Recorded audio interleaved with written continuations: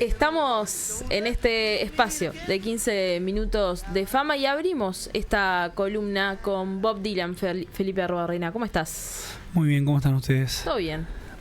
Bueno, vamos a hablar un poquito de Bob Dylan y de su relación con el cubismo. Es una cosa que así parece una locura, pero vamos a entrelazarla y vamos a entenderla. Esta canción que estaba sonando es una versión en vivo de una canción del disco Blood on the Tracks, que este año cumple 50 años, ni más ni menos, medio siglo, que es uno de los discos más notables de la obra de Dylan, incluida en muchas listas, tipo, viste, las listas esas Rolling Stone, sí, top sí. 100 discos que tenés que escuchar. Yo no creo en esas listas, no creo en esos tops, pero siempre para entender un poco el reconocimiento que tiene y el puesto que tiene en la crítica. El disco se grabó entero en Nueva York en 1974 y después le vinieron dudas a Bobby y lo regrabó en Minneapolis, que es la capital de Minnesota. Dylan es de Duluth, que es la quinta ciudad más grande de Minnesota. Él es de ahí. Entonces termina siendo la mitad de las canciones que se grabaron en Nueva York y la mitad de canciones que se grabaron en Minneapolis. Es considerado por el público y la crítica como un disco divorcio. Divorcio. Eso decíamos al principio y nos preguntábamos, bueno, ¿qué quiere decir esto, que sea un disco divorcio? Bueno, el máximo exponente de la música divorcio es contemporáneo, es Taylor Swift quizás. Es un disco así, tipo cuando Taylor Swift dejó con Harry Styles y le hizo un disco. Bueno, es así. Él dejó con su esposa, con quien había estado varios años, y sacó este disco. Lo grabó mientras estaban peleando. Jacob Dylan, el hijo de Bob, dice que el disco es como sus padres hablando. Es como una discusión entre los padres. Por su parte, Bob, por supuesto, negó que las canciones sean autobiográficas. Entendamos que él no es un narrador confiable en este sentido, porque siempre ha mantenido una distancia marcada entre el público y su vida privada, y nunca ha emitido explicación alguna sobre el contenido de sus canciones. Hoy leía una cita de Kubrick que decía: la Mona Lisa no sería igual de interesante si abajo dijera la Mona Lisa sonríe porque le está escondiendo algo a su amante. Yo no quiero que pase eso con 2001 dice al espacio si yo explico qué quiere decir la última escena. Sí, es eso, entregar la obra al público, a la gente, y bueno, y que después se va también transformando el significado. Exactamente, es el arte ahí como signo de pregunta, como interrogación al público y no como respuesta. Bueno, este disco fue recibido con sensaciones encontradas en su momento. De un tiempo a esta parte se ha convertido en parte fundamental. Igualmente, de manera comercial, fue un éxito. Topió la lista en Estados Unidos, puesto número 1 y cuarto en el Reino Unido. Ahora voy a hablar un poco del contexto de la carrera de Dylan en el momento que saca el disco, para que entendamos. El apogeo de fama de Bob Dylan fue entre el 63 y el 67. Décadas de un contexto político muy ferviente en Estados Unidos. En el punto más álgido de la marcha de los movimientos de los derechos raciales, Bob Dylan canta junto con Joan Baez en la marcha en Washington sobre el trabajo y la libertad de Martin Luther King. Cuando Martin Luther King dice I have a dream, bueno, en esa marcha él canta When the Ship Comes In, que es un temazo recomendadísimo, junto con Joan Baez. Y ese es el mismo año en el que él sale a la fama con The Freewheeling Bob Dylan, que es su primer disco, que tiene canciones como Blowing in the Wind, Don't Think Twice Is Alright, Girl from the North Country. Y es el primer disco en el que hace canciones suyas, porque hay una tradición en el folk estadounidense que es: vos antes de hacer canciones tuyas tenés que cantar canciones de otros, porque el folk es lo que está instalado. Vos no sos folk hasta que estés instalado. Bueno, Bob paga su derecho de piso. En el 64 saca su segundo disco, que es The Times They Are Changing, otro éxito, y lo empiezan a llamar la voz de una generación. A tal punto Bob dice, bajo ningún concepto, yo no quiero ser profeta, no quiero ser la voz de ninguna generación, porque yo no soy nadie para hablar por ellos. Por lo tanto dice, ¿ustedes quieren que yo sea esto? Bueno, yo voy a hacer todo lo contrario. Voy a dejar de hablar de política explícitamente, voy a hacer alusiones, por supuesto, pero voy a dejar de hablar de política y voy a hacer letras mucho más difíciles de entender. Ahí saca Another Side of Bob Dylan, uno de mis favoritos, en el que dice una frase tremenda que es I was so much older then, I'm younger than that now. O sea, cuando yo decía todo esto y me ponía en esta posición, yo era más viejo de lo que soy ahora. Ahora soy más joven, tengo más para aprender. En este momento hay un documental excelente de Martin Scorsese que se llama No Way Home, que son videos de él andando por la calle y obviamente me he echado con entrevistas a otra gente hablando de esta época tan álgida y donde él se encontraba como en un conflicto interno de quién ser. Pipe, te corto acá para hacerte una pregunta ahora que recomendás este documental de Scorsese. Yo no la vi, pero vos viste la película de la película justamente de Timothée Chalamet. La película de Timothée Chalamet transcurre en justamente este tiempo, entre 63 y 67, un poco antes igual, cuando él llega, desde que él llega a Nueva York hasta Newport, que es donde él enchufa la guitarra, que eso vamos a hablar después, pero más o menos transcurren los mismos años. A mí lo que no me gusta de la película es que en vez de hacer énfasis en esta pugna interna que él tenía identitaria, hace más un énfasis en la cuestión amorosa. Claro. Que justo en la obra de Dylan no es tan importante como la hacen parecer en la película. Sí, muy Hollywood también. Sí. Está bien hacer como una telenovela, está bien porque trae gente al cine. Y más con Timothy. Y Timothy es excelente. Yo lo quiero mucho, me fascina. Bueno, en el 65 hace otro giro fundamental, que es en Newport, es esto que está retratado en la película, donde él tira la guitarra acústica y la armónica y agarra una Fender Stratocaster y se suma al rock. Esto pasa en Bringing It All Back Home. Estos son los antecedentes, que es un discazo también, recomendadísimo, en el que canta canciones como Maggie's Farm, donde dice yo no voy a trabajar más en la granja de Maggie. La granja de Maggie es Estados Unidos y la música folk. Ellos quieren que yo sea de una manera, bueno, yo no voy a trabajar más en la granja de Maggie. Dice yo trato mi mejor esfuerzo de ser yo mismo y ellos quieren que sea exactamente como son ellos. Y yo no, yo me aburro. Y acá empieza, pero va a fondo en Highway 61, que es la que tiene Like a Rolling Stone, ¿no? Y en Blonde on Blonde también, en ese sonido más rockero, mucha influencia de blues, mucha influencia de Muddy Waters, que ya son directamente discos de rock. Folk rock, pero rock. El 29 de julio del 66 sufre un accidente en moto, del cual, sorpresa, no se sabe absolutamente nada. No se sabe, no hay parte médico, no hay nada. Se sabe que pasó y se sabe que él se fue a retirar a Woodstock durante 3 añitos. O sea, él nunca habló de ese accidente. Él no habla, él dice, ¿no? Él miente también, abiertamente. Le gusta mentir sobre estas cosas personales, no le interesa. Qué artista difícil de seguir.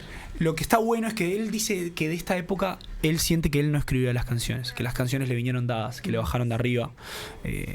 Y cita Espíritu divino. Claro, cita una canción que es una barbaridad, que es It's Alright Mom Only Bleeding, que es una canción que dura 7 minutos, que es medio que rapeada. Que suena todo así, parece que le bajó de arriba, cuenta él, que no entiende cómo escribió esas canciones. Y no es tampoco por una cuestión de drogas esto. Es una cuestión de que parece que le bajó un ángel. En este mismo momento, mismo tiempo del accidente, la reclusión en Woodstock, se hace católico. Ahí idea y termina de escribir y publicar John Wesley Harding, el disco que incluye All Along the Watchtower, que muchos dicen que es la canción que le ganó el premio Nobel a Dylan, que la versión a Jimi Hendrix, muy conocida la canción, una canción circular que da para una columna entera porque es increíble, pero es un flop comercial este disco, que es un flop comercial, un fracaso, porque dicen, ¿qué me importa la espiritualidad de Bob Dylan? Yo quería que me hablara de la lucha y de que se dejaran las armas en Vietnam. Yo quiero que me hable de la guerra de Vietnam. ¿Qué me importa que sea católico? Católico. ¿Él tocó en Woodstock en el 69? No tocaba en Woodstock. Él acá no tocaba, estaba recluido, no quería saber nada con nadie. En este momento el público retira a Dylan. Dice, bueno, Dylan ya forma parte del folclore, no es un artista vigente. Y él era joven todavía. En la década del 70 se enamora, hace un par de discos lindos, uno que se llama Mi Autorretrato. ¿Y por qué hace un disco que se llama Mi Autorretrato? Porque en la década de los 70 Bob Dylan empieza a estudiar pintura. Esto va a influenciar muchísimo su obra. Particularmente en el año 1974, Bob Dylan comienza a estudiar cubismo.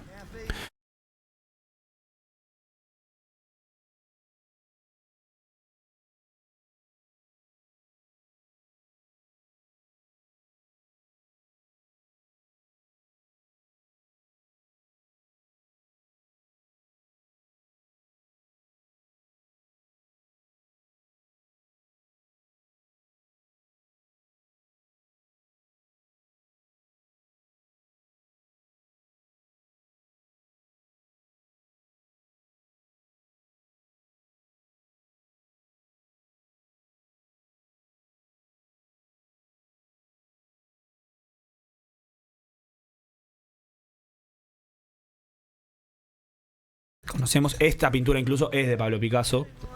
También gracias por la aclaración, vale la pena aclarar. Si bien hubo atisbos de cubismo literario en primera parte del siglo XX, nunca se llegó a afianzar como un movimiento artístico consumado. Bueno, Bob empieza a preguntarse, bueno, yo quiero hacer una canción cubista ahora. ¿Cómo hago? ¿Cómo hago para hacer una canción cubista? Bueno, de esa manera nacen Tangled Up in Blue, que es la canción que escuchamos. Escuchamos una versión en vivo en Boston. Y nace Simple Twist of Fate. Los títulos son muy interesantes, son hermosos. Tangled Up in Blue quiere decir enredado en el azul, pero entendamos qué quiere decir azul en Estados Unidos. Azul es un idiom, que es los idioms son como expresiones metafóricas que se hacen en inglés, que quiere decir tristeza. Y está relacionado al blues. O sea, en realidad no, el blues viene de Star Blue. Star Blue es melancólico. Melancólico es como la traducción perfecta. Y Simple Twist of Fate es un giro simple del destino. Son títulos que te dicen mucho. Enredado en la melancolía a mí me parece fenomenal. Y aparte en la canción él lo usa como un latiguillo. Es la última frase de todas las estrofas. Dice, bueno, nos pasó esto, pero seguimos enredados en la melancolía. Pasada, sigo enredado en la melancolía. Sigo, pero enredado en la melancolía. ¿Qué es el cubismo de Bob Dylan entonces? El cubismo de Bob Dylan dice, si pintar un cuerpo de diferentes perspectivas es cubismo pictórico, entonces mi cubismo va a ser contar una historia desde diferentes perspectivas. Tipo Rashomon.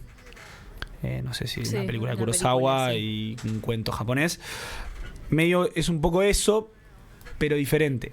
¿Cómo se manifiesta en el texto? Él cambia la persona de los pronombres. ¿A qué me refiero en esto? Salta de la tercera persona a la primera persona de los pronombres personales a lo largo del texto. Por ejemplo, empieza en he, que es él, y termina en I. Esto después lo voy a decir mejor. Claro, empieza en él y termina en yo. Y también hace saltos de tiempo. En Tangled Up in Blue es una canción que arranca como si fueran los 70 y en un momento entran en una secuencia de compra-venta de esclavos. En un momento aparece un poeta del 1300. Entonces hay saltos de tiempo para darle la temporalidad a la canción, porque el sentir que intenta construir la canción es un sentir que no tiene tiempo. A lo largo de la obra de Dylan, antes de todo esto incluso, esta separación de la persona en partes, esta fuga del yo y el él, está presente. Esto se llama otredad en la literatura y es ver desde afuera lo que pasa adentro. El gran ejemplo de esto es Mr. Tambourine Man de Bringing It All Back Home, que es una canción en la que el yo lírico le pide a una persona que se dedica al entretenimiento que lo divierta. Son dos personas que vuelven de resaca de una fiesta y le dicen, che, cantame una canción, Mr. Tambourine Man. Claro, esto es el sentir de Bob Dylan, que es, yo me siento una persona que me está entreteniendo, pero a la vez yo soy el que le está cantando a otra persona que me entretenga. ¿No? ¿Se entiende? Esto. Sí. Y esto, bueno, está marcado en una definición de Rambo muy buena, que es yo es otro. Sí, incluso lo hablábamos en la columna sobre Pizarnik. Exactamente. Hace unas semanas. Esto de la otredad es algo que lo inaugura Rambo, que en esto de cambiar justamente la persona del verbo ahí. Porque ahí sería yo soy otro. Claro. Pero no soy, yo es otro. Me estoy desligando. Claro. Sí, yo como no sé si como sujeto, pero ¿no?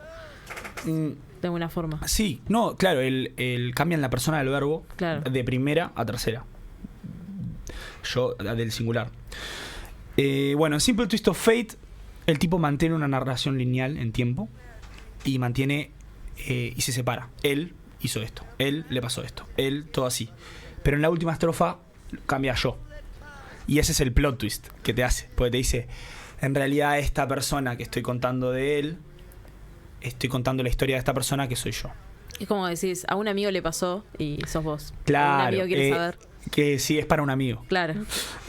Bueno, te dice, ese soy yo, pero por lo tanto quizás también seas vos, ¿no? Somos todos. Es un poco eso lo que intenta construir Dylan. En Tangled Up in Blue va a fondo con esta idea. A fondo, pero a recontrafondo. Cambia de he, o sea, de él a yo, a ella. Entonces lo muestra desde todos los aristas. Los amigos de ella, mis amigos, saltos de tiempo, todo. Y cómo cierra con una increíble última estrofa en la que dice, ahora estoy volviendo, me tengo que encontrar con ella de alguna manera. Todas estas personas que conocimos, no sé dónde están, no sé qué les pasó. Yo siento que siempre nos sentimos de la misma manera, ella y yo, pero siempre lo vimos desde un punto de vista diferente. Enredados en la melancolía. Bueno, y eso es tremendo, porque es las formas literarias al servicio del contenido. No es un capricho artístico. Esto es una historia que es enrevesada y que vale la pena contarla desde todas las perspectivas para tener el retrato de toda la situación. Y por eso emplea de la manera que emplea estos cambios técnicos chiquitos que pasan desapercibidos. Si la escuchás decís, ¿qué está diciendo este tipo? Pero si vas si vas por renglón y ves entre líneas, encontrás esto. Esta última canción cuenta, una vez más, una historia enrevesada de amor. Se encuentran y se desencuentran constantemente. Esto intenta también retratar la forma de vida de la juventud de los años 60. El personaje principal es el típico nómade hippie que dice lo único que sabía hacer era seguir siguiendo. Keep on keeping on. Así sería la traducción, como un pájaro que vuela, ¿no? Cualquier cosa de quedarme con alguien sería atarme. La otra persona capaz que sí se quería quedar, pero cuando él siguió siguiendo, la otra persona también siguió siguiendo, porque así es la vida. Sigue siguiendo, me encanta. Está bueno. Y el tipo en algún momento se da cuenta que todo este tiempo que siguió siguiendo quedó signado por este amor que lo perseguía, porque se siguen encontrando por momentos. Y el tipo recuerda y dice, vi un montón de mujeres, pero ella nunca escapó de mi mente y yo sigo enredado en la melancolía. Y está bueno también esto de seguir, mirar todas las perspectivas, pero seguir enredado con un tema. Y eso es un poco, según dicen muchas personas que vivieron, hay muchas crónicas de gente diciendo, esto retrata muy bien lo que era la vida de la persona que crecía en la época de la liberación, en los 60, y decía, bueno, es esto, hay que seguir con la lucha, no me quiero atar a nada, y después como que se quedaba con las manos vacías esperando algo. Esto es lo que nos muestra Bob. Esto es lo que tenía para decir, y este es el cubismo de Bob Dylan. No tengo mucho más para decir. Felipe Arruabarrena, muchas gracias primero por hacer este breve repaso por la carrera de Bob Dylan y después por hablar un poco de lo que es el cubismo de esta vanguardia en la literatura y en las canciones de Bob Dylan. No sé cómo hiciste para hacer esto en casi 20 minutos, así que muchas gracias. Muchas gracias a ustedes. Es amor al arte, amor al arte. Ya volvemos con Comunidad Udelar.